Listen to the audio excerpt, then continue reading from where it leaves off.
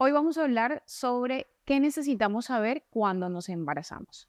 Y lo principal es, uno, ante la sospecha de un embarazo, hacer una prueba que puede ser casera, una prueba en sangre para confirmarlo. Y lo segundo es una ecografía obstétrica temprana que la podemos realizar entre la semana sexta a la semana décima más o menos para confirmar, uno, el embarazo, dos, la vitalidad del embarazo y tres, cuántos bebés tenemos, que es supremamente importante. Lo segundo que tenemos que hacer es iniciar nuestro control prenatal y de forma ideal debemos iniciarlo antes de la semana décima de embarazo para lograr obtener todos los exámenes de ese primer trimestre y lograr realizar la tamización de alteraciones cromosómicas que generalmente la hacemos con ecografías entre la semana 11 a la semana 14, muy conocida como ecografía de translucencia nucal. Aparte, en esa ecografía es fundamental la realización de la tamización de preeclampsia y de parto pretérmino.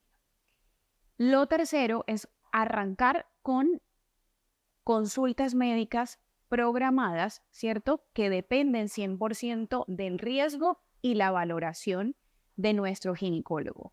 ¿Qué riesgo? El riesgo de complicaciones durante nuestro embarazo, que pueden ser riesgos obstétricos, riesgos trombóticos y riesgos psicosociales. Además de esas consultas médicas que debemos programar, también tenemos que tener valoración por nutrición.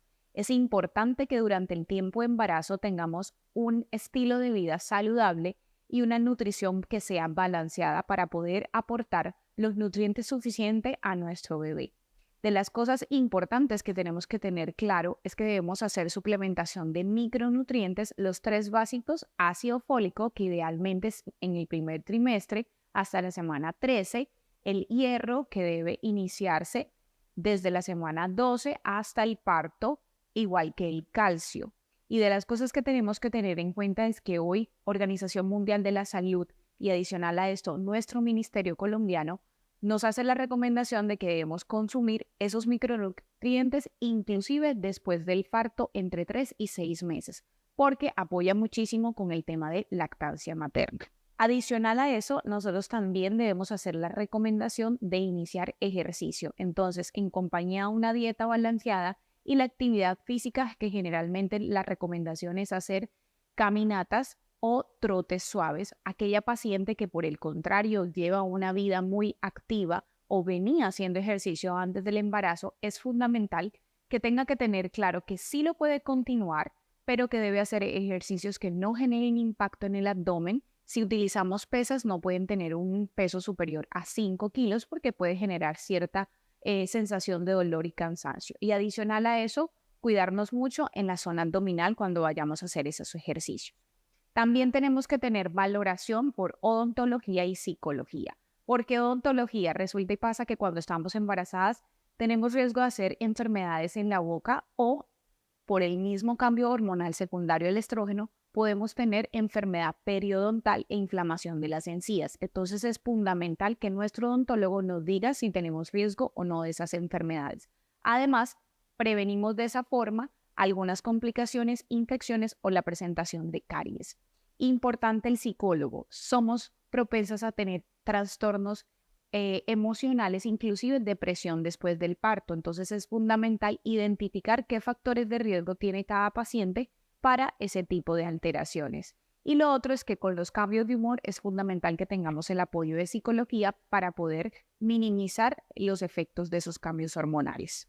A medida que nosotros vamos avanzando en el embarazo y vamos a tener nuestras consultas programadas por especialista o por nuestro médico general, es importante tener en cuenta que debemos ir comenzando a prepararnos para el parto. Hay cursos de preparación para ese momento y es importante que podamos asistir a ellos. Ahí nos van a enseñar a cómo respirar, cómo va a ser el periodo de el trabajo de parto, cómo es el expulsivo. Inclusive, los pacientes deben recibir la compañía de su pareja o del familiar que en teoría va a estar acompañándole en el día del parto.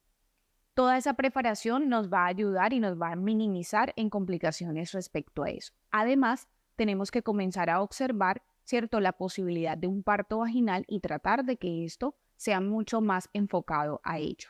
Bueno, y por último, Ya propiamente en la preparación del parto tenemos que hablar de qué pasa después del parto. Recordar que vamos a comenzar a tener cambios fisiológicos en retroceso a volver a estar como si no estuviéramos embarazadas. Hay unos cambios fisiológicos que van a ocurrir durante esa primera semana del posparto, otros que van a tardar un poco más, entonces tenemos que estar un poco preparadas para ese momento.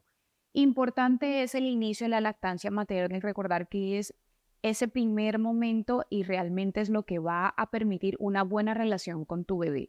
Lactancia materna y en recordar que en agosto celebramos la semana de la lactancia materna.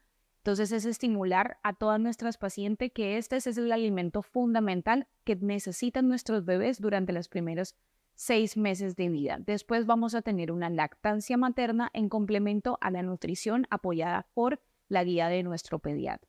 Y recordar que cada momento de nuestro embarazo es único. Debemos comenzar a disfrutarlo y adicional a eso, tener presente que necesitamos la compañía de profesionales médicos para que todo sea con un mejor enfoque y que tengamos buenos resultados tanto para mamá como para bebé.